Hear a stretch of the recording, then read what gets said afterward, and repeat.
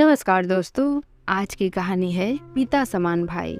भैया, परसों नए मकान पे हवन है, छुट्टी का दिन है, आप सभी को आना है, मैं गाड़ी भेज दूंगा। छोटे भाई बिंदु ने बड़े भाई शंभू से मोबाइल पर बातें करते हुए कहा। क्या छोटे, किराए के किसी दूसरे मकान में शिफ्ट हो रहे हो? नहीं भैया, ये अपनी मकान है, किराए का नहीं। अपना मकान? भरपूर आश्चर्य के साथ शंभू के मुंह से निकला।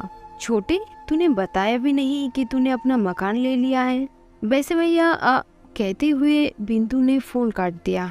शंभू और बिंदु दो सगे भाई और उन दोनों में उम्र का अंतर करीब 15 साल। बिंदु जब करीब 7 साल का था तभी उनके माँ बाप की एक दुर्घटना में मौत हो गई। अब बिंदु के पालन पोषण की सारी जिम्मेदारी शंभू पर थी।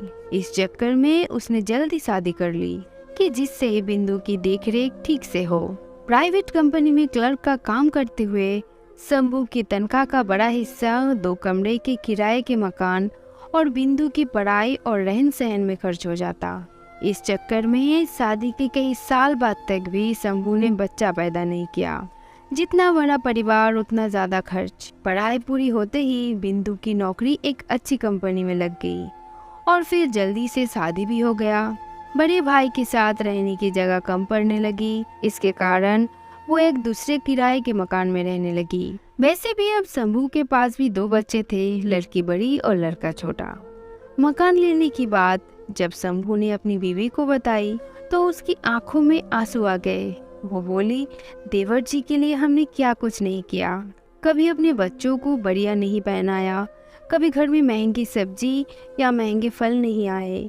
दुख इस बात का नहीं कि उन्होंने अपना मकान ले लिया, दुख इस बात का है कि ये बात उन्होंने हमसे छिपा के रखी।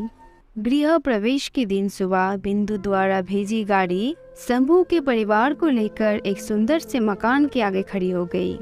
मकान को देखकर शंभू के मन में एक हुक सी गई। मकान बाहर से जितना सुंदर था, अंदर से उससे भी ज्यादा सुंदर। हर तरह की सुख सुविधा का पूरा इंतजाम। उस मकान के 2 एक जैसे हिस्से देखकर शंभू ने मन ही मन कहा, देखो छोटे को अपने दोनों लड़कों की कितनी चिंता है।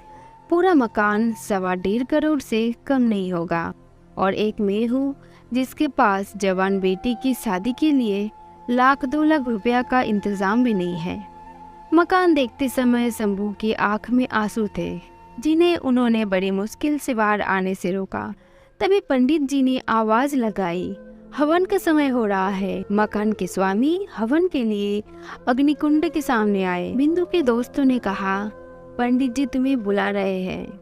ये सुन बिंदु बोले, इस मकान का स्वामी मैं अकेला नहीं हूँ, मेरे बड़े भाई शंभू भी है। आज मैं जो भी हूँ सिर्फ और सिर्फ उनकी बदौलत। इस मकान के 2 हिस्से हैं, एक उनका और एक मेरा।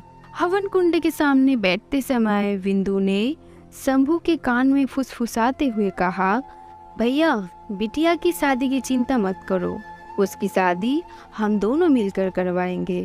पूरे हवन के दौरान शंभू अपनी आंख से बहती पानी को पोंछ रहे थे, जबकि हवन की अग्नि में धुएं का नामो निशान ना था और मन ही मन सोचने लगा कि मैं कितना गलत सोच रहा था। दोस्तों, किसी के विषय में कुछ गलत सोचने से पहले पूरे विषय को जानना जरूरी है। दोस्तों, आज की कहानी यहीं तक समाप्त होती है।